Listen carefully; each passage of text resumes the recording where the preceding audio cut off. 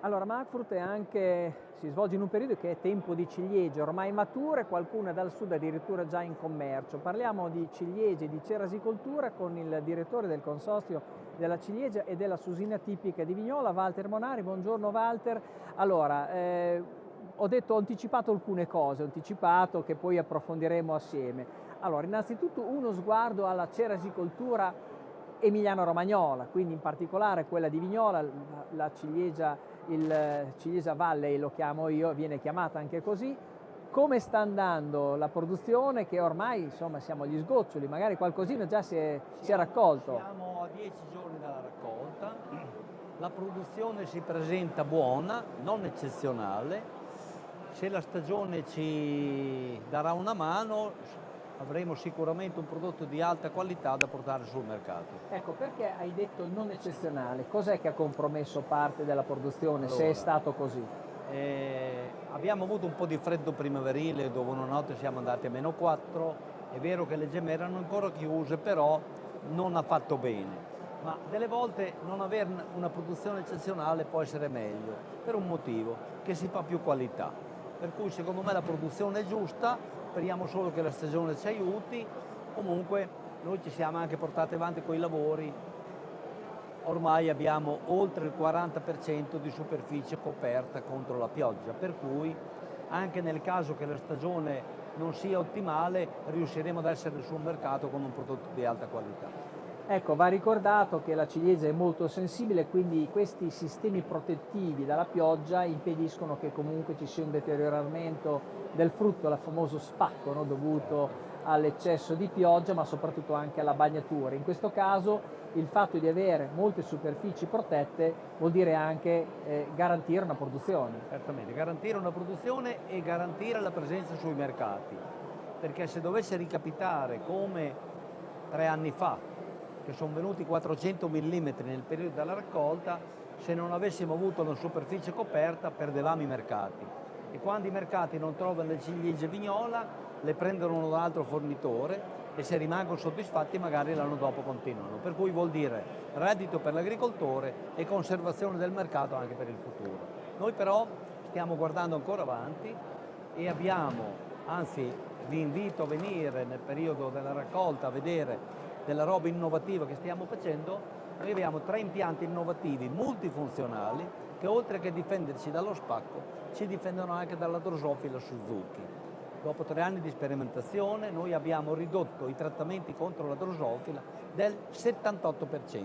Che è questo moscerino che di fatto va a deteriorare i frutti È del un ciliegio. moscerino di origine asiatica che fa una generazione alla settimana e che è difficilmente contenibile con le molecole che sono oggi sul mercato. Per cui stiamo lavorando in un'ottica di difesa da questo, ma anche in un'ottica di trovare un antagonista. Abbiamo fatto infatti, in collaborazione col Consorzio Fitosanitario, dei lanci di un antagonista in area golenale dove non trattiamo, per vedere di cercare di trovare, se possibile, un insetto che Parassita di questa drosofila. Allora, con la vespa cinese ci siamo riusciti per il castagno, la vedo un po' più difficile con la drosofila, però stiamo lavorando. No, ci state lavorando. Marchio Vignola, molto conosciuto per la qualità, per la presentazione che viene fatta di questi frutti, e che fa un po' la differenza sul mercato, no? Quindi un prodotto di grande qualità, anche di pezzatura che viene proposta rispetto ad altre ciliegie o duroni, perché noi parliamo normalmente di ciliegie, in realtà stiamo parlando spesso di duroni, no? Che Sì. insomma poi nell'accezione comune viene chiamata insomma ciliegia. Rispetto ad esempio ad altre aree produttive, mi riferisco al Veneto come la Puglia, che è una forte produttrice di ciliegie e di duroni, quindi i volumi grossi vengono da lì. Diciamo che l'area del comprensorio vignolese, quindi diversi comuni del territorio, fanno una grande qualità, ma forse in termini di volumi è un po' meno. Siamo ormai un prodotto di nicchia perché non abbiamo grandi quantità, però siamo riconosciuti sia a livello nazionale che europeo probabilmente come il marchio più importante del ciliegio, come qualità e caratteristiche organolettiche.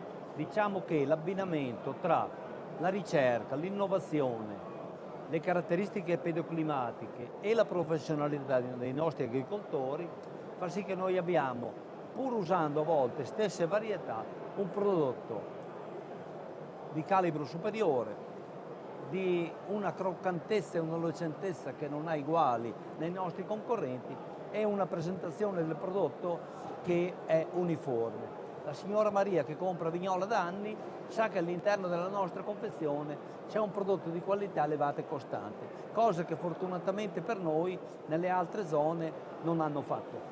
Il nome Vignola è un nome di provenienza, ma negli anni è diventata anche una marca di qualità. È diventato un brand, insomma, il brand Vignola, la ciliegia di Vignola è diventata comunque attrattiva anche per queste caratteristiche particolari. In termini di superficie di volumi, mediamente stiamo parlando di quanto in termini di ettari e di quintali? Noi abbiamo all'incirca 500 ettari di prodotto Vignoli GP con una produzione che va dai 40 ai 70.000 quintali, dipende dalle annate. Sì, ripeto, è un prodotto di nicchia di altissima qualità. Indicazione geografica protetta che è stata ottenuta già da qualche anno, insomma. Sì, l'abbiamo ottenuta dal 2012, ci abbiamo messo una decina d'anni ad ottenerla, anche perché volevano darci l'IGP solo sulle vecchie varietà. Voleva dire perderne il marchio Vignola.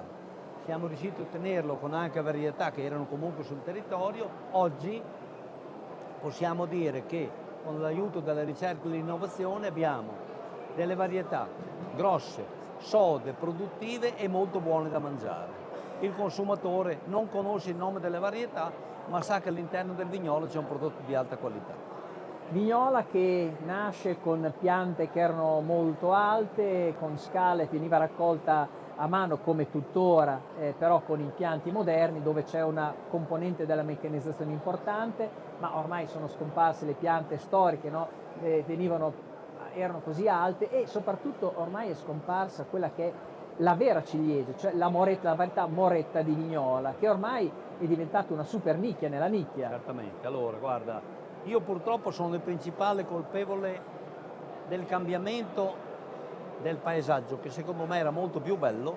Avevamo alberi di 12-15 metri, per cui gli alberi erano bellissimi, però gli agricoltori non guadagnavano più e quasi tutti gli anni ci scappava il morto perché c'erano dei grossissimi problemi di sicurezza.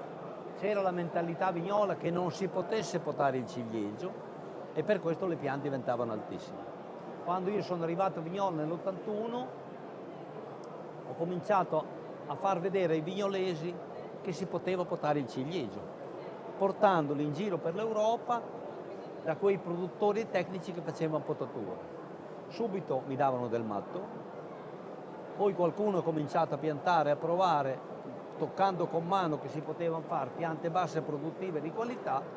Oggi abbiamo cambiato la cerasicoltura, il paesaggio è sicuramente un po' meno bello, però i produttori guadagnano. Però insomma la fioritura è sempre un bel colpo d'occhio, insomma, alla fine. Sì, indubbiamente, la fioritura è molto bella anche adesso. Allora, quest'anno il Sud ha già iniziato a produrre, abbiamo già qualche durone, la primizia sul mercato del prodotto che viene dalla Puglia, che è quella principale produttrice? Abbiamo già da 5-6 giorni del prodotto pugliese, non c'è una grande produzione mi risulta, il prodotto è abbastanza buono, i prezzi sono alti perché stanno vendendo in casse da lavorare da 8 euro, 8 euro e mezzo al chilo, per cui tanto? Alto, infatti era nella grande distribuzione, ho visto il prodotto a oltre 20 euro al chilo. Devo dire che queste primizie costano tanto, ma purtroppo non perché non sono nostre, ma vengono dopo un periodo che non è bellissimo come stagione, per cui il sapore non è granché.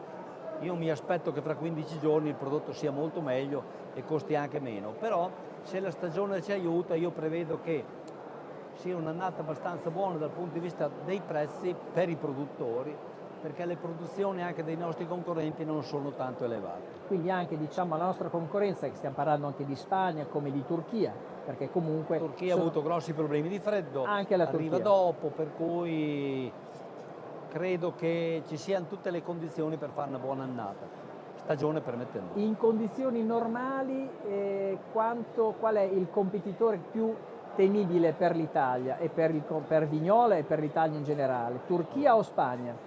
Guarda, per Vignola per un breve periodo è la Puglia, perché noi abbiamo le precoci e loro hanno le tardive, però fortunatamente loro, non avendo un brand, pagano un po' le conseguenze. In un'annata di crisi siccome il ciliegio non è conservabile, tutti paghiamo dazi, però in un'annata di crisi noi vendiamo e gli altri guardano, che vuol dire che comunque un po' di reddito lo fanno. Dal punto di vista estero, la Spagna è un grosso produttore e anche la Turchia. Sfortunatamente la Turchia viene dopo e quello che mi dispiace è che a volte il prodotto turco diventa italiano. Ah, questo è, stiamo parlando di frodi che però insomma non dovrebbero esserci. Sì, Qui è importante il controllo che fanno. Due tipi di problemi secondo me e mi fa piacere che il ministro Lollobrigida in questi ultimi anni stia toccando questo tasto. È indispensabile che sul mercato italiano ci si facciano dei controlli e la frutta deve avere solo ed esclusivamente le molecole ammesse per i nostri produttori, perché altrimenti è una lotta impari, perché gli altri usano altre molecole, magari dannose per la salute, i nostri figli comprano e mangiano quello e ci fanno una concorrenza sleale per un motivo, che usare certe molecole costa molto di più, usare dei prodottacci costa molto meno e con un danno per la salute. In Italia alcuni prodotti fitosanitari sono ormai vietati, mentre all'estero vengono utilizzati no. E quindi poi se entrano in Italia questi rischiano di danneggiare anche sul piano della competitività. Riguardo, torniamo un attimo in Italia con le nicchie. La ciliegia di Marostica è una super nicchia anche quella. Stiamo parlando di produzioni... È un prodotto che è quasi inesistente. Gli amici di Marostica sono stati i primi ad avere l'IGP, fanno forse 2-3 mila quintali di prodotto. Quindi veramente va in autoconsumo praticamente. Diciamo che sono stati bravi a essere i primi, perché hanno avuto comunque un onorevole che si era adoperato, credo che si chiamasse Zui, però sul mercato non ci sono quasi più. Insomma, abbiamo visto uno spaccato di quello che avviene nel mondo della ceresicoltura. Grazie a Walter Monari, direttore del consorzio della ciliegia tipica di Vignola. Noi in attesa che maturino le ciliegie, le nostre, ci fermiamo qualche secondo.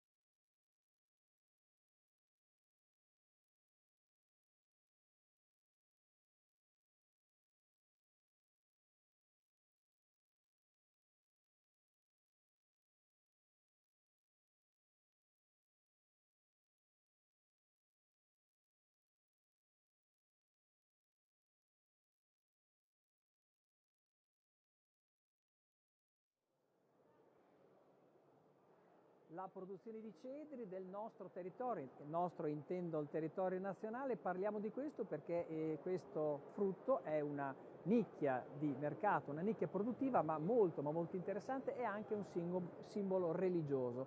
Ne parliamo con Francesco Annuzzi che è il vicepresidente del Consorzio Europeo Cedro del Mediterraneo. Allora, buongiorno Annuzzi, allora questi sono cedri molto importanti perché c'è dietro innanzitutto un'associazione che raggruppa quanti soci produttori di questo prodotto? Oltre 50 produttori che complessivamente quanto sviluppano in termini di volumi, che cosa vuol Allora, dire? noi produciamo in tutto sui 5.000 quintali all'anno.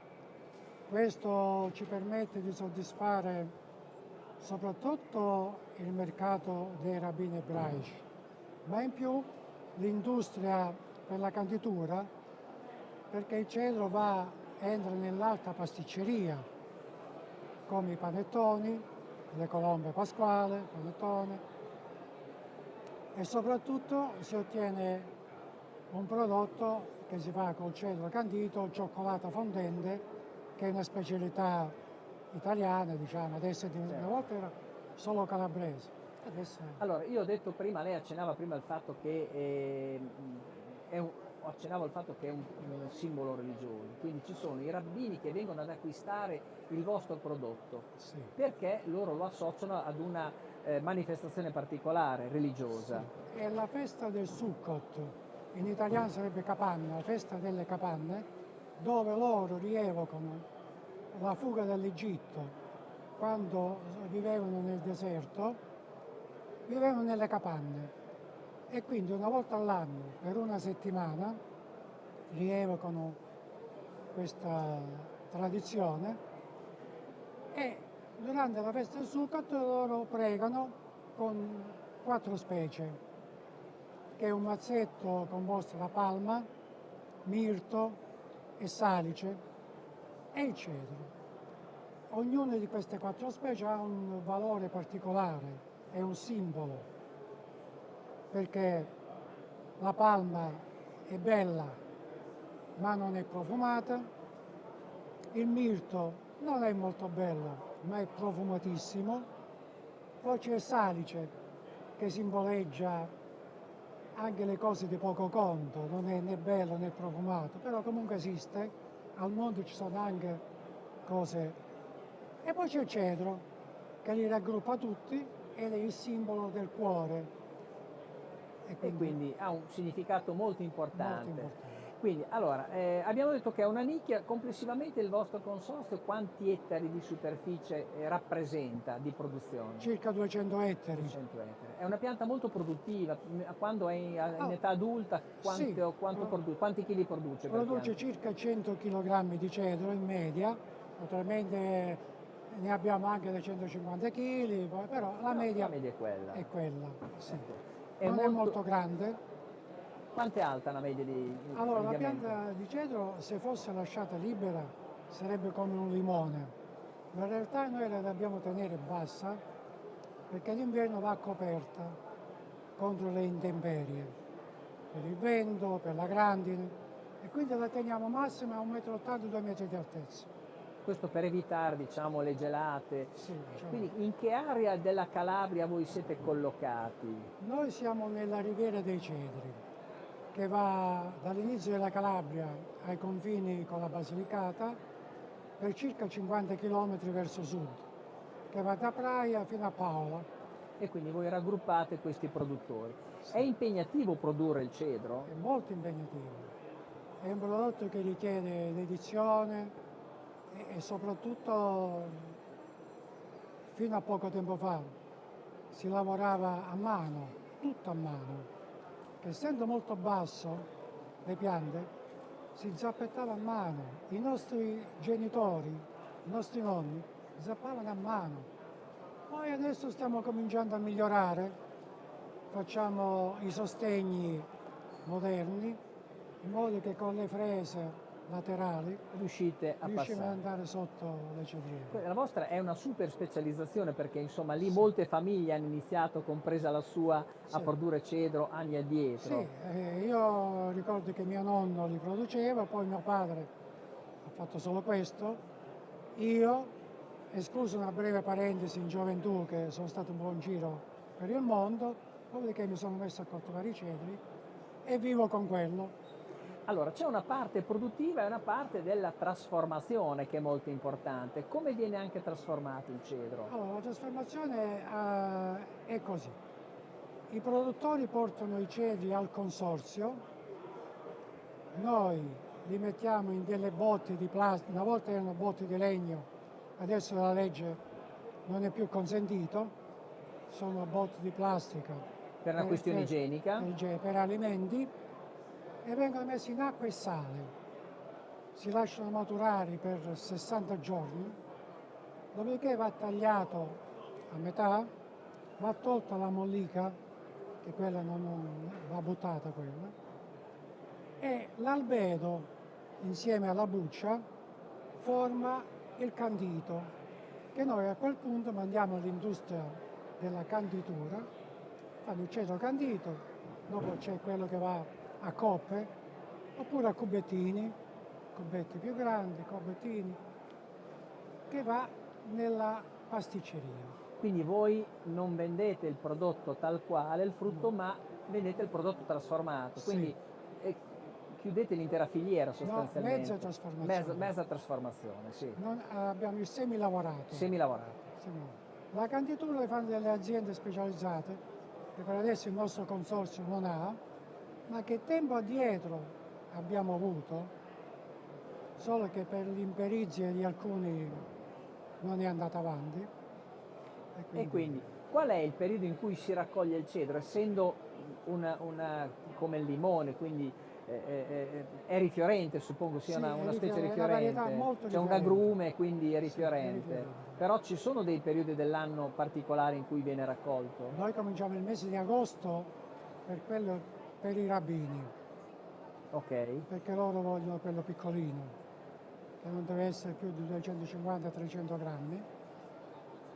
Dopodiché, finita la raccolta per i rabbini, a ottobre cominciamo la raccolta per l'industria.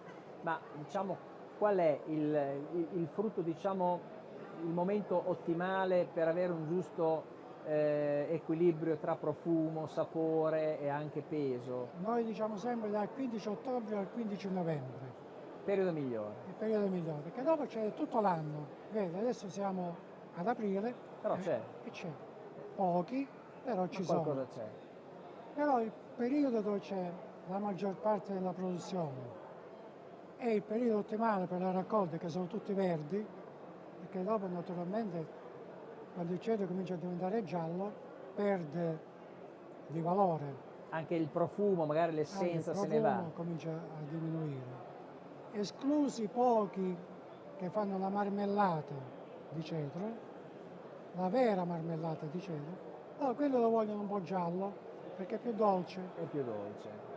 E invece nella cosmesi viene uttilizzata in Certo. profumeria anche questo? Molto utilizzato.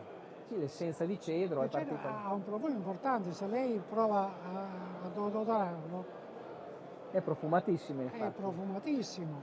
Infatti il nostro cedro, a differenza di quello che viene dall'estero, che non hanno odori, addirittura le cito il cedro di Israele, l'odore non dico che è nauseante, ma quasi.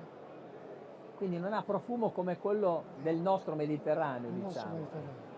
Va bene, abbiamo scoperto tante cose sul cedro, grazie ad Annuzzi che è vicepresidente del Consorzio Europeo Cedro Mediterraneo. Noi ci fermiamo come sempre per qualche secondo per riprendere la nostra diretta.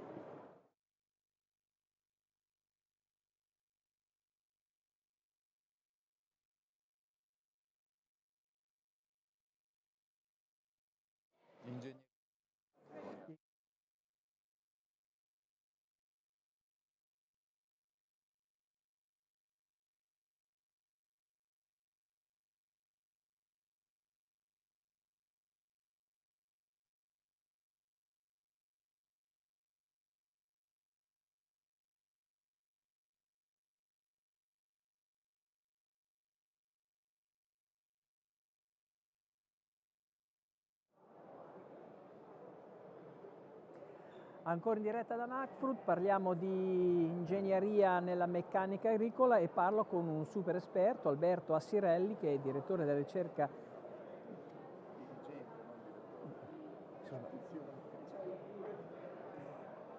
Siamo in diretta. Vabbè, andiamo avanti. La diretta consente anche questo, no, mi sono confuso io. Alberto Assirelli è dirigente ricerca del CREA. dove si occupa di, diciamo, meccanizzazione e di ingegneria agraria in generale. Intanto il CREA è l'acronimo di...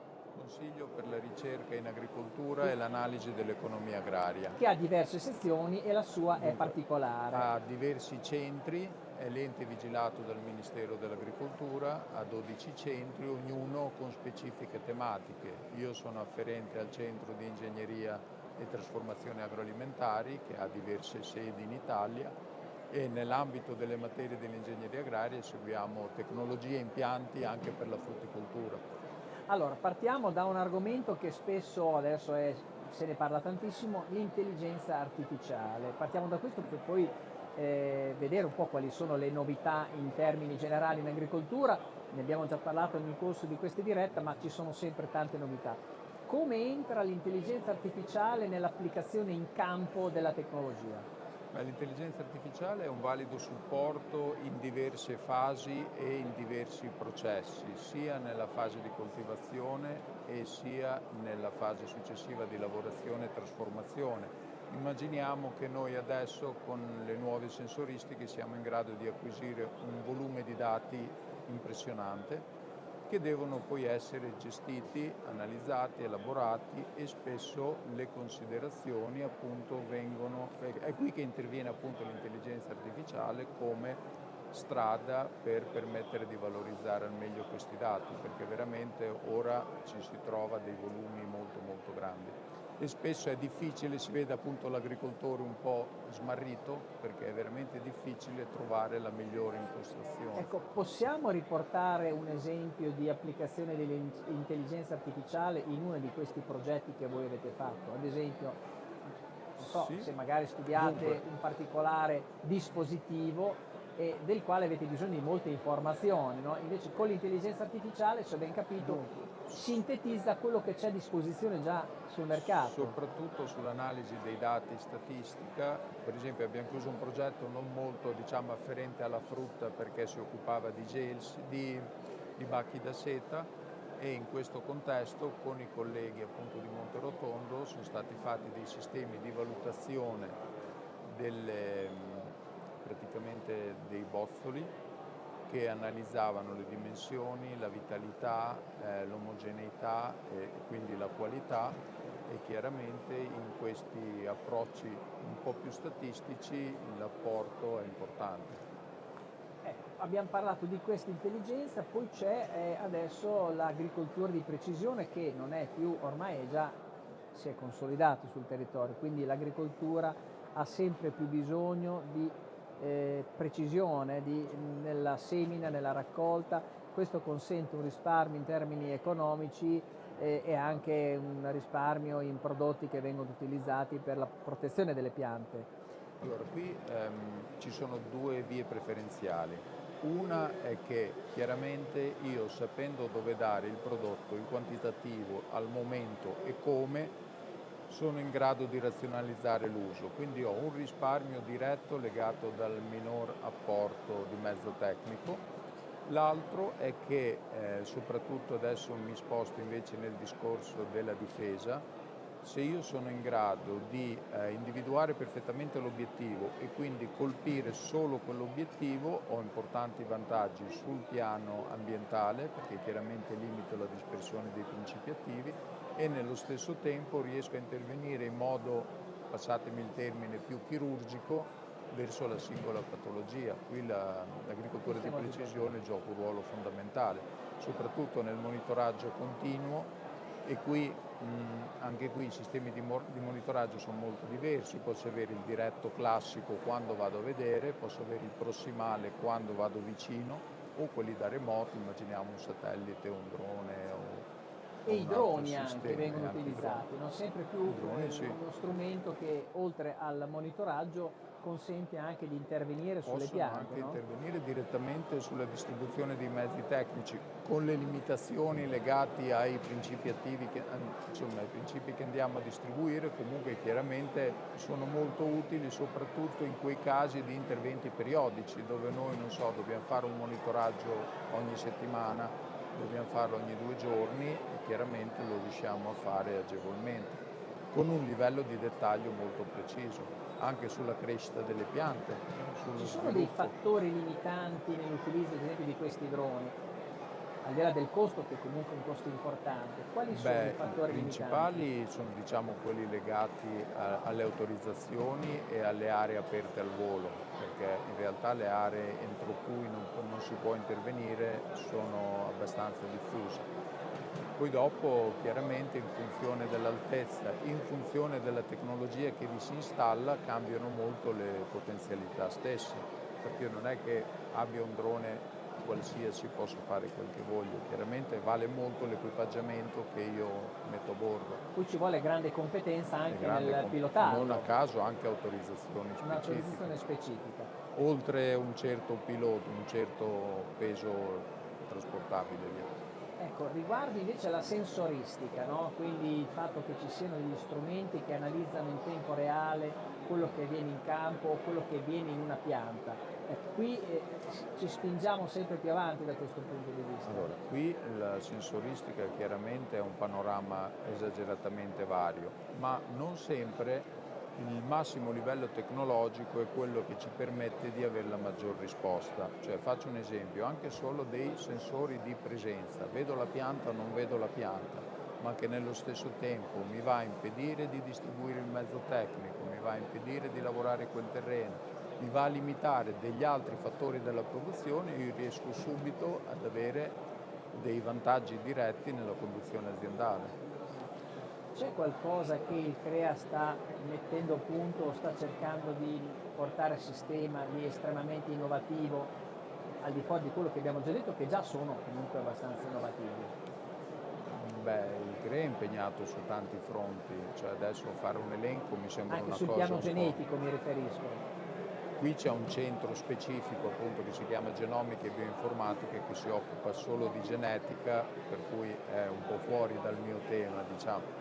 Chiaramente stanno lavorando molto sul Dove miglioramento comunque studio genetico, nuove sulle varietà, magari resistenze, resistenti anche sullo studio a delle quello che varietà, sta eccetera. avvenendo, il cambiamento climatico, che impone insomma di trovare soluzioni Quello sì, diverse. anche perché elementi quali la resistenza alle malattie, la resistenza agli stress idrici ormai sono situazioni molto concrete e reali, per cui sono sicuro che i colleghi ci stanno investendo molto. Un'ultima domanda, dottor Sirelli, macchine e dispositivi elettrici, Sì. quanto diciamo, i dispositivi che sono alimentati da energia elettrica, quindi i droni sono un esempio, però ci sono macchine a terra che già sono operative e possono svolgere una funzione importante? Assolutamente sì, sia in versione diciamo ordinariamente condotta e sia in versione autonoma, quindi ci sono anche i rover, i droni terrestri, eccetera. Soprattutto in ambienti dove sono richieste operazioni ripetitive, giocano un ruolo molto importante. Il rovescio della medaglia chiaramente è legata all'autonomia, che però adesso si sta tranquillamente raggiungendo degli standard sufficienti a coprire la giornata di lavoro e quindi direttamente legata all'assorbimento effettivo di potenza necessaria, perché a un certo punto è il primo limite che ci viene a influenzare l'operatività. Insomma, tecnologia in evoluzione. Grazie dottora Sirelli del CREA, noi ci fermiamo per qualche secondo, riprendiamo la nostra diretta tra un po'.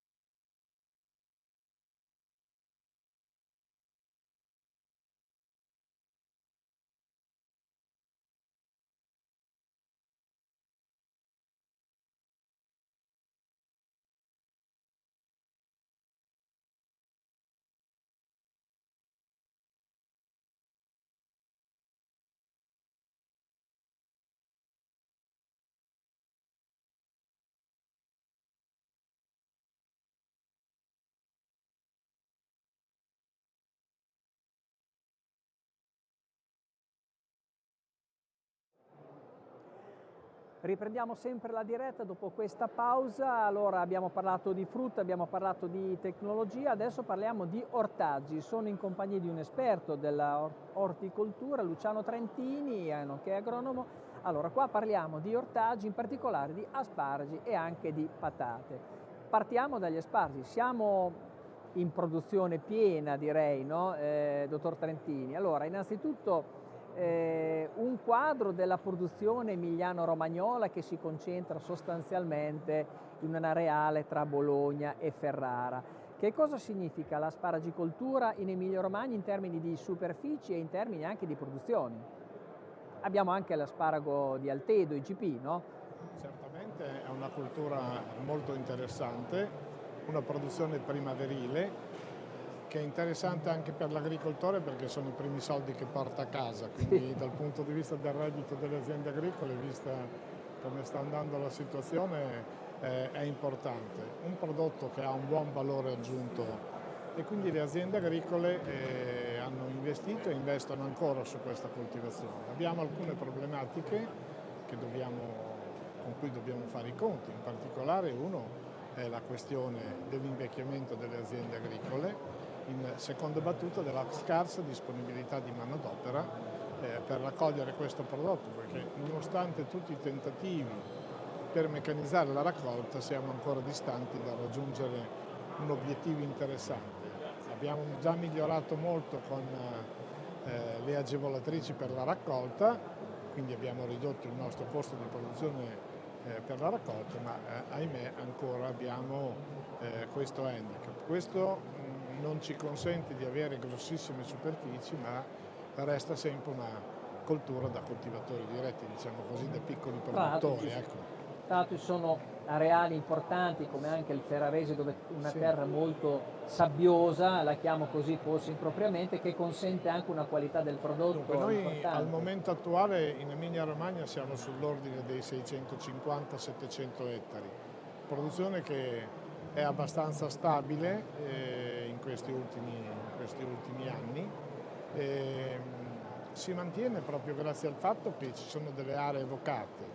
Tu avevi evocato prima l'asparago verde di Altedo, quindi anche se ormai il Bologna è diventata una zona minoritaria dal punto di vista della produzione, mentre a Ferrara la produzione si sta mantenendo in virtù dei terreni sabbiosi, delle caratteristiche di questa area che permette di raccogliere un turione di qualità, ma devo dire che anche qualche inizio promettente viene anche dalla Romagna, dove qualche agricoltore si sta cominciando ad avventurare, perché è sempre interessante questo abbinamento produzione e mercato, quindi le modalità di vendita sono uno dei punti di forza del sistema. Cosa devo dire? Devo dire che quest'anno questi ultimi anni purtroppo il cambiamento climatico ci sta dando qualche problema. L'anno scorso, per esempio, le alte temperature estive hanno penalizzato le culture, perché molti sanno che quando la temperatura ambiente supera i 35 gradi, 35-40 gradi, l'asparago smette di lavorare, quindi diventa un po' una pianta quiescente, quindi penalizza quella che è la trasmissione delle sostanze nutritive all'apparato radicale, e tutto questo processo noi lo paghiamo l'anno successivo con una diminuzione. Si ripercuote sulla produzione dell'anno successivo. Quindi quello che devono capire anche gli agricoltori è che la produzione non è legata al momento, ma è in base a quello che abbiamo fatto l'anno precedente. Quindi la difesa fitosanitaria che sta diventando importante, l'irrigazione che sta diventando molto importante, e naturalmente una scelta varietale oculata che ci permette di avere un buon risultato. Teniamo conto che l'asparago dura 10 anni, quindi un errore nella scelta della varietà può penalizzare l'azienda in maniera importante. La produttività dell'asparago è di una decina d'anni mediamente, no? Forse anche più, dipende un po' anche. Sì, dipende, diciamo dagli 8 ai 10 anni di ammortamento dell'impianto. Produzione medie, allora a livello nazionale la produzione, proprio per i motivi che abbiamo detto precedentemente, sia un po' abbassata. Io ritengo che qualche colpa l'abbiamo anche noi, tecnici e produttori, perché abbiamo lasciato perdere un po' della sana tecnica di coltivazione che si faceva una volta, e quindi tentiamo a volte, per spendere meno, di improvvisare. Questo per una cultura come l'asparago non è positivo. Chi sono gli areali produttivi in Italia di fuori dell'Emilia Romagna? Ce ne sono altri importanti? Abbiamo la Puglia, che è la prima regione più importante, con circa il 40% della produzione. Consideriamo che in Italia al momento attuale si coltivano circa 8.000-8.500 ettari di asparago, di cui circa il 40% è in Puglia, l'altro 25% è nella regione Veneto, considerando che la regione Veneto ha una doppia valenza nell'asparagicoltura nazionale, è l'unica regione in Italia dove si produce l'asparago bianco. L'asparago, che Quindi, è un tipo di coltivazione che è diverso rispetto a quello verde, è allora, corretto? la coltivazione è verde, il turione è verde proprio perché, essendo alla luce, sintetizza la clorofilla. Il bianco viene il turione cresce in un ambiente privo di luce, vuoi perché viene fatto un cumulo sopra di terra, vuoi perché il cumulo di terra viene coperto con un film di plastica bianco-nero. In questa situazione l'asparago cresce completamente bianco, quindi noi lo troviamo sul mercato ammassettato come asparago bianco. E questa è la tipicità del Veneto? Questa è la tipicità del Veneto. Tutte le altre regioni si produce asparago verde, dai più grossi ai più sottili. Se andiamo per esempio al sud sono quasi tutte varietà di origine americane, se andiamo al nord una buona soluzione è stata data dalle varietà che sono state selezionate in primis nella zona di Altedo, mi riferisco per esempio a Eros, mi riferisco a Franco, a Giove, tutta una serie di varietà, oggi Vittorio, che va bene sia da verde che da bianco, quindi abbiamo una casistica interessante e io penso che essendo calata la produzione a livello mondiale sono aumentati i prezzi, dunque l'equilibrio a livello del mondo sono circa 250.000 ettari, questo è un po' dagli studi che conduciamo insieme ai francesi del gruppo di Christian Beff, di cui ci consultiamo e per le tecniche di coltivazione. Io faccio parte di quel gruppo di tecnici che si occupa di asparago. Diciamo che il punto di equilibrio è 250.000 ettari. Se la superficie dovesse aumentare molto, naturalmente cala il prezzo, la legge della domanda e dell'offerta. Oggi siamo in una campagna che, nonostante l'andamento climatico, sta producendo. Questi cambiamenti repentini di temperatura non fanno fare delle grandi punte di produzione, quindi evitano l'abbassamento del prezzo, quindi abbiamo prezzi che oggi girano ancora qui in Emilia Romagna dai 4 ai 5 euro, quindi calcoliamo che siamo in maggio, il prezzo è interessante. Certo. Allora, una piccola indicazione a chi va a acquistare asparagi. Ci sono diverse pezzature, diverse lunghezze, il diametro, io lo chiamo così, forse impropriamente. Qual è, diciamo, la qualità che esprime il meglio dell'asparago? Diciamo che in prima battuta il consumatore vorrebbe sempre un asparago molto grosso. In realtà non sempre è sintomo di qualità. Anzi, il mercato in qualche caso, se sono troppo grossi perché hanno avuto molto tempo per crescere, hanno bisogno di molto tempo per crescere, quindi la lunghezza dell'uscita del turione nel terreno è indice di fibrosità, quindi se l'asparago è fibroso voi quando mangiate lo dovete succhiare, non si può mangiare così. Quindi la rapidità di fuoriuscita del turione, che è anche in funzione del terreno, terreni naturalmente che devono essere ricchi di sostanze organiche, perché l'asparago è una cultura che predilige questo tipo di coltivazione. E quindi mentre per i bianchi, se il consumatore si approccia a comprare un asparago bianco, questo lo deve pelare, perché naturalmente in genere è sempre molto più duro rispetto all'asparago verde. Calibro 16, 20, 22. 16, 20, 22. Ecco, calibri. L'asparago fino a 10 è asparagina, poi c'è un 10-14, 14-16, 16-20, 20-22, insomma, chi più ne ha più ne mette. c'è un ventaglio molto ampio. Ecco, Ecco, per avere un buon risultato non andrei sopra ai 25, ecco. E come lunghezza non più di 25, dai 23 ai 25 centimetri. quindi consigli per chi ama gli asparagi.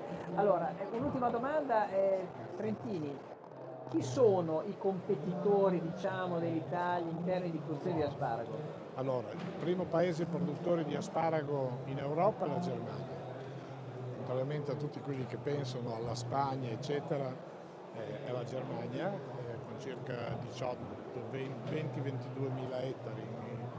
Il dato è stato molto variabile in questi ultimi 2 o 3 anni proprio per il problema della manodopera. Certo, La perché comunque lì ancora manodopera importante. Considerate che un bravo raccoglitore di asparagi, anche se un minimo agevolato, raccoglie al massimo 15 kg, 20 kg di asparago all'ora. Se deve andare a mano non più di 12-15 kg nelle 8 ore della giornata. Qualcuno magari dice che si può raccogliere anche di più, però insomma nella media, perché dobbiamo considerare inizio raccolta dove tu hai un asparago qua, un asparago là, quindi Certo. la resa è più bassa al momento in cui invece ne hai tanti che aumenta la resa.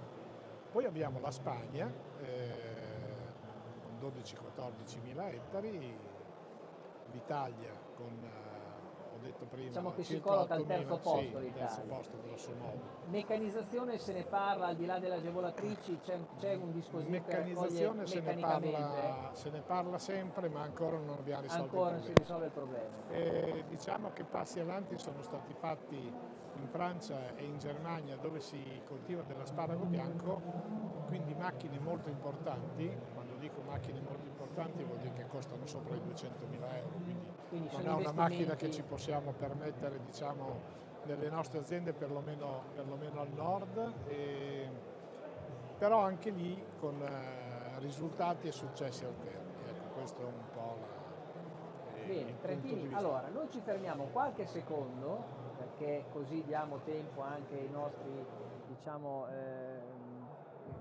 collaboratori di sistemare un po' le cose. Ci fermiamo qua, poi torniamo in diretta fra qualche minuto per parlare di un altro ortaggio che è la patata, ma ne parliamo tra un po'.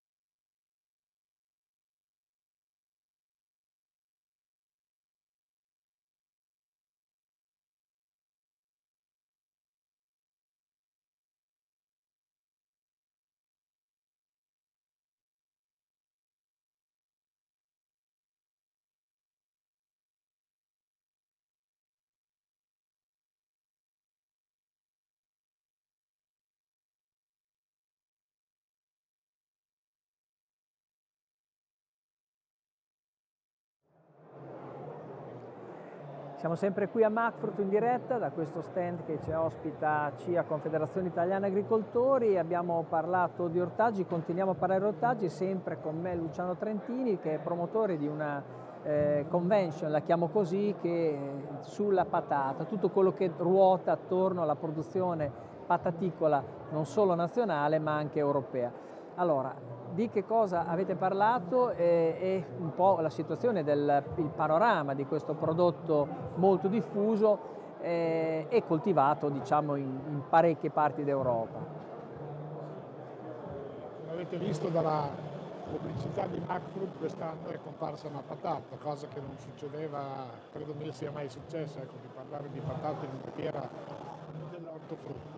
In realtà è stata una cosa, diciamo così, voluta proprio perché il prodotto patata sta diventando un prodotto effettivamente interessante.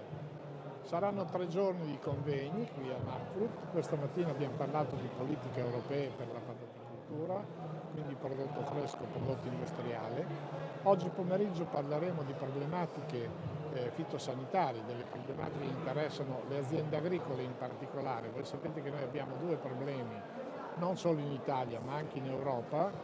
Uno sono gli elatteridi, il famoso ferretto che buca le patate e quindi le rende non commercializzabili, e l'altro è il cipero, Ciperus esculentum, che è un'erba infestante che anche le sue radici formano il tubero in modo simile a quello che fa il ferretto, ma rendendo la patata praticamente inservibile dal punto di vista. Un aspetto tecnico e anche un aspetto in generale commerciale. Allora si divide il mondo della produzione pataticola, si divide in prodotto che va all'industria e un prodotto che va all'alimentazione. Percentualmente come si divide questo? Qui dobbiamo parlare di settori e di paesi. Allora, mentre in Italia la prevalenza è per la patata da mercato fresco, voi sapete che l'Italia ha il vantaggio di essere lunga 1500 km, quindi partiamo dalle coltivazioni delle patate novelle del sud, in particolare della Sicilia e della Puglia, dove questo prodotto è commercializzato anche verso l'estero, anche la Campania, per arrivare poi alle produzioni del Fucino, che oggi è una delle regioni più importanti come bacino di produzione, per arrivare all'Emilia Romagna e al Veneto, che altrettanto sono regioni importanti.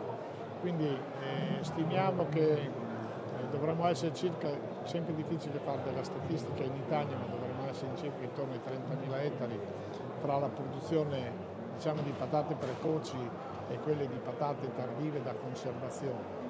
Qualche migliaio di ettari solo per l'industria, ma l'industria in Italia è minoritaria rispetto alla quantità della patata da mercato. Chi la fa da padrona nella produzione dell'industria? Allora, naturalmente è una prerogativa del Nord Europa.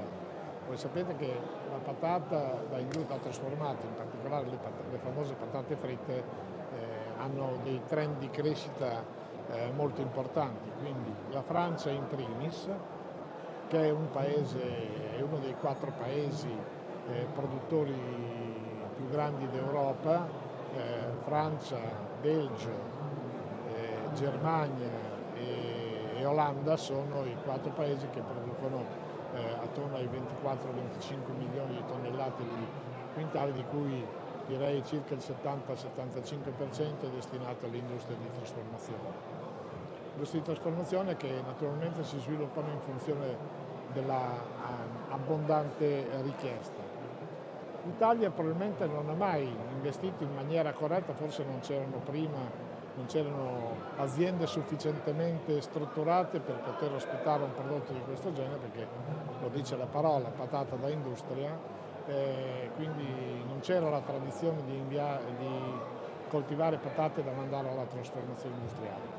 Oggi questo, a mio avviso, è un mercato che può diventare molto interessante, proprio per questo andamento dei consumi che si sviluppano, e quindi sono cambiati nel tempo anche i prezzi per le patate di questa produzione, e noi abbiamo delle aree che potrebbero essere interessanti. Io penso sempre al momento che abbiamo perso la vieticoltura, non abbiamo trovato nient'altro da sostituire. Probabilmente le patate, se ci avessimo creduto e organizzato un po' meglio la produzione, poteva essere un prodotto che poteva sostituire quel tipo di mercato. Diciamo che i grandi paesi produttori, noi siamo anche un paese importatore, importiamo circa una quantità importante di patate, sui 5-6 milioni di quintali di patate, le importiamo soprattutto dalla Francia, circa 3 milioni e mezzo, e gli altri da altri paesi come la Germania, eccetera. Quindi non siamo autosufficienti, ecco, questo è un dato di fatto. E quindi, non essendo autosufficienti, verrebbe da dire che le patate devono costare un sacco di soldi, perché la legge del mercato qui è sbilanciata verso la scarsa produzione rispetto a quello che succede normalmente sul mercato. Varietà, siamo completamente dipendenti dalle varietà olandesi. Un aneddoto molto simpatico è che ho trovato una pubblicazione del 1890 sulla pataticoltura. Io vado a caccia ogni tanto di questi libercoli che aiutano a capire com'era l'agricoltura in passato, e nella prefazione di questo libro, che parlava di tecniche culturali, diceva che l'Italia era ora che lavorasse sulla patata da seme perché importavamo l'80%. Adesso abbiamo migliorato, siamo al 100%, quindi siamo ancora lì. Ecco. Va bene, grazie a Luciano Trentini e insomma in bocca al lupo per queste convention che comunque sono sempre molto interessanti, perché c'è uno scambio anche tra produttori di altre nazioni. Noi ci fermiamo. Di relatori provenienti da tutta Europa, e questa è stata una felice sorpresa, perché in effetti vuol dire che molti hanno sentito la necessità di venire a parlare di patate, quindi forse ne parliamo troppo poco. Bene, grazie ancora, ci fermiamo qualche secondo e riprendiamo la diretta tra un po'.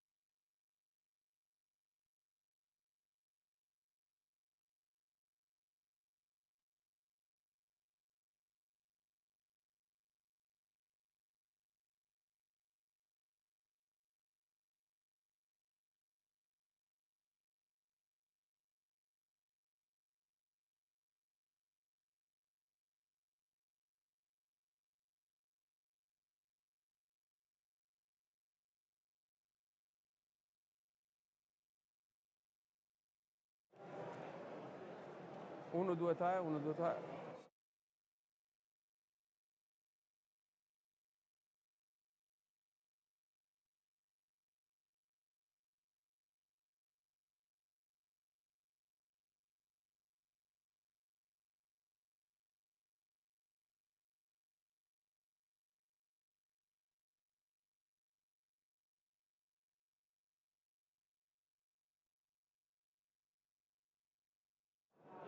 Continuiamo a parlare di produzione di patate, ma questa volta in termini più diciamo, locali e non solo, ma soprattutto con una patata particolare che è la Selenella, una patata marchio. Sono in compagnia di Massimo Cristiani, presidente del Consorzio Patata Italiana di Qualità. Quando si dice patata, ma non solo patata, perché ci sono altri prodotti che hanno un contenuto nutraceutico e molto importante, ma noi partiamo dalla Selenella, la patata al selenio, che è un marchio ormai affermato. Stiamo parlando di una produzione importante che non viene fatta solo nell'area bolognese, ma un po' in tutto il territorio italiano. Esatto. Noi peraltro adesso stiamo accogliendo in Sicilia, stiamo accogliendo la patata novella. Abbiamo iniziato da qualche settimana, il raccolto peraltro si presenta anche di ottima qualità e proprio la Sicilia è il primo areale che parte proprio con questa produzione di novello, per poi dopo continuare, saliamo in Lazio e poi dopo in Emilia Romagna per continuare poi con la patata classica. Quindi insomma è una produzione che diciamo, a seconda dell'ubicazione geografica ovviamente il sud produce un po' in anticipo per arrivare fino al nord. Stiamo parlando di quante tonnellate mediamente all'anno di Selenella? Allora, noi stiamo aggiungendo i 400.000 quintali complessivamente e anche superando tra classica e prodotto novello. E quindi sicuramente abbiamo visto anche negli ultimi anni una crescita delle quantità prodotte. Ecco, quindi noi a livello diciamo, produzione annua tra classica e novello l'obiettivo è quello di continuare a crescere passando oltre anche i 400.000 quintali anno. Il consumatore ricerca questa patata, la ricerca perché comunque conosce quelle che sono le proprietà di questo prodotto, oltre ad essere gradevole dal punto di vista organolettico? Certo, noi abbiamo un ottimo riscontro da parte del consumatore, un consumatore che ci ha sempre dato più fiducia negli anni, è aumentata la fiducia in questo prodotto, soprattutto nella garanzia che noi offriamo a questo prodotto, perché comunque ricordiamo che abbiamo sistemi di controllo, di autocertificazione e quindi ovviamente tutto questo per aumentare il livello di garanzia, di italianità, di salubrità, di controllo in termini anche di multiresiduali e tutto quello che comunque è adatto a un prodotto leader sul mercato come il nostro. E quindi questa è per quel che riguarda la patata. Selenella che insomma sono anni che viene fatta questa produzione. Veniamo invece al discorso diciamo più prettamente indirizzato verso la carota. Uno dice ma cosa c'entra la carota con la patata? Anche questo è un prodotto che viene diciamo coltivato con una tecnica particolare per arricchirla. Certo, anche la carota, come le cipolle, noi ricordiamo che facciamo patate, carote e cipolle. La carota, anche questa, diciamo così, viene coltivata negli areali dove tipicamente vengono coltivate anche le patate, quindi per questo molte aziende che avevano già know-how per la produzione di patate, avendo anche al loro interno produzione di carote, abbiamo ovviamente sfruttato questa sinergia. Negli anni è stato portato avanti questo progetto che comunque sta dando ottimi risultati, perché comunque il consumatore ha riconosciuto sì il valore di Selenella nella patata, ma è riuscito anche a riconoscerlo, questo trasferimento di valore, nelle carote e nelle cipolle. Anche in questo caso gli areali produttivi partono da dove per arrivare fin qua nel nostro territorio emiliano-romagnolo? Noi anche in questo caso qua vengono prodotte carote nell'areale siciliano, poi dopo anche nell'areale emiliano-romagnolo e in quello del Fucino. Nel Fucino che storicamente è un'area quella era evocata esatto. alla carota. Quest'anno come sta andando? È una produzione in generale sia di patate che di carote con questa pioggia ha agevolato oppure ha rallentato la produzione? Beh, diciamo che inizialmente eravamo un po' preoccupati perché le condizioni che si portavano dall'inverno erano, diciamo così, un po' anomale, un po' atipiche per i nostri areali. Abbiamo avuto un'intensa piovosità e aveva messo un po' in crisi i terreni. È chiaro che questa preoccupazione poi è andata via via scemando quando comunque le condizioni sono stabilizzate e abbiamo potuto seminare, per esempio nei nostri areali, la classica nei giorni tipici, quindi abbiamo avuto dei leggeri ritardi ma alla fine siamo riusciti a recuperare. Per quello che invece riguarda l'areale siciliano ci sono state delle piogge, ma tutto sommato sono state piogge che sì, abbondanti, però non hanno influito e compromesso la qualità del prodotto, tant'è che adesso, come dicevo all'inizio, abbiamo un prodotto di ottima qualità. Bene, grazie Presidente Cristiani.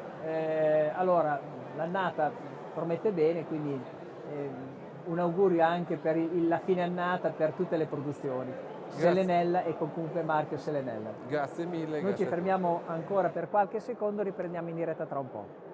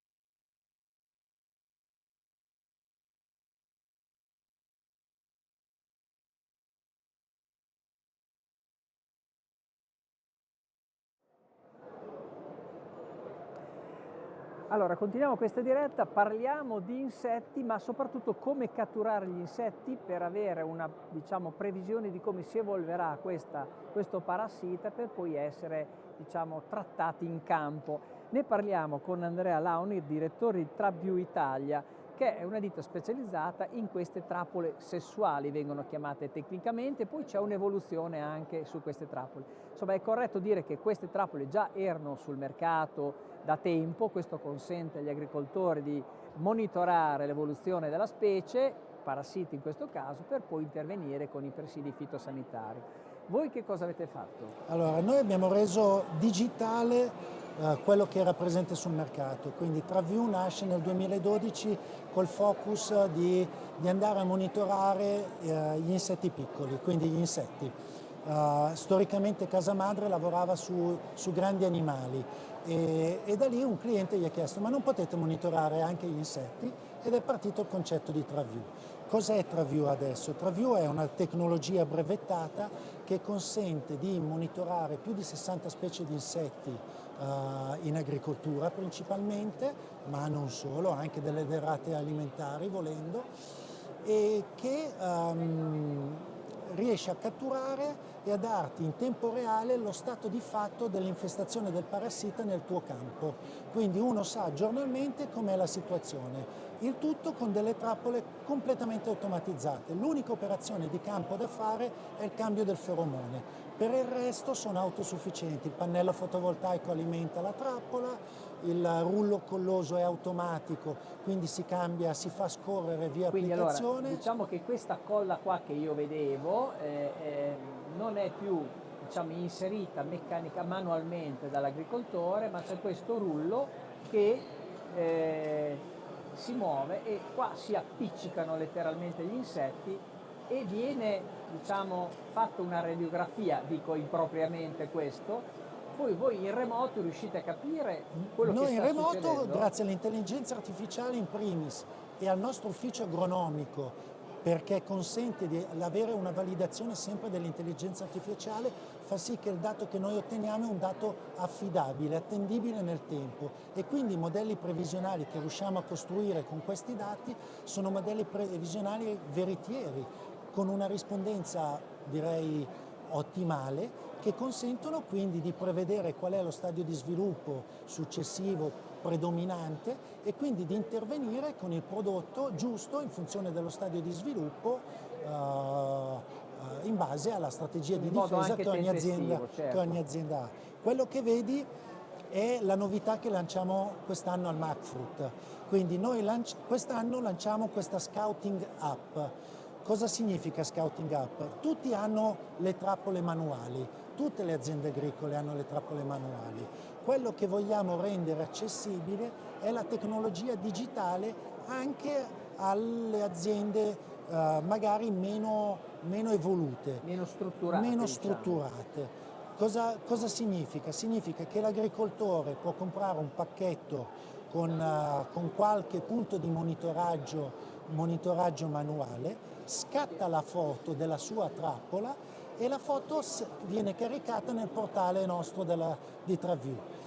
Una volta caricata viene marcata, quindi l'agricoltore ottiene due benefici. Uno, scattando foto ogni 2 o 3 giorni, ha la corretta evoluzione dell'infestazione. Due, non ha perdita di tempo nella conta, eccetera, ha tutti i dati stoccati in un unico punto, che oltretutto serve anche per testimoniare, se dovesse fare un intervento fitosanitario, il perché l'ha fatto, perché può ovviamente far vedere che è intervenuto perché ha avuto un picco di infestazioni, in questo caso questo piatto che vi ho portato è Cidia pomonella, quindi parassito principale del melo, ha avuto questo picco di infestazione, quindi è intervenuto al riguardo. Siamo molto interessati, quindi non solo per la Cidia pomonella o Carpocaps, quella conosciuta così, ma anche altri parassiti, no? Assolutamente. Quindi anche Cidia molesta? Sì, allora, noi come azienda abbiamo più di 60 parassiti in gamma, quindi con le nostre trappole, diciamo, automatiche. Questo è un nuovo concept lanciato qua per il MacFruit. In Italia partiamo per questa stagione con 7 parassiti, Cidia pomonella, la Lobesia botrana per la vite, la Tignoletta della vite, lo scafoideo, la Bactrocera per l'ulivo, la Ceratitis Quindi su... praticamente coprite insomma, tutto lo Abbiamo, spettro diciamo, abbiamo, entomologico abbiamo tanti... in Noi termini di siamo parassiti. focalizzati solo su questo, noi, è il nostro core business, noi facciamo solo questo, siamo un pezzettino di tutte le soluzioni digitali a beneficio degli agricoltori, però quello che facciamo lo facciamo fatto bene, siamo l'azienda che ha il più grosso database di fotografie a livello mondiale, con oltre 40 milioni di foto. Quindi... E per invece la forestazione avete anche un prodotto, diciamo qualcosa di specifico per la forestazione? Sì, quest'anno abbiamo una bellissima rete con 4 regioni del nord Italia, Lombardia, Veneto, Friuli Venezia Giulia e la provincia di Bolzano. E abbiamo messo in piedi una rete di monitoraggio di aree remote montane per monitorare il bostrico, che è quel coleottero che purtroppo ha fatto strage delle nostre foreste nell'arco alpino, soprattutto dell'abete rosso, e funzionano molto bene. Le abbiamo testate l'anno scorso insieme all'Università di Padova, sono rimasti piacevolmente colpiti dalla mole di dati, perché ovviamente catturano tutti i giorni, ci sono i dati meteo, ci sono i dati di temperatura e umidità, quindi anche per l'ambito scientifico dell'università riescono ad avere maggiori informazioni per capire come meglio poi andare a contenere quale potrebbe essere la strategia di difesa di questo parassita. Molto bene, allora abbiamo saputo qualcosa in più di come si tengono monitorati questi insetti. Grazie ad Andrea Lunacek, direttore di TrapView Italia. Grazie mille a te. Questo è diciamo, il prodotto che si trova diciamo, da voi. Bene, grazie. Grazie. 5 secondi di pausa, anche qualcosina in più, ci troviamo in diretta.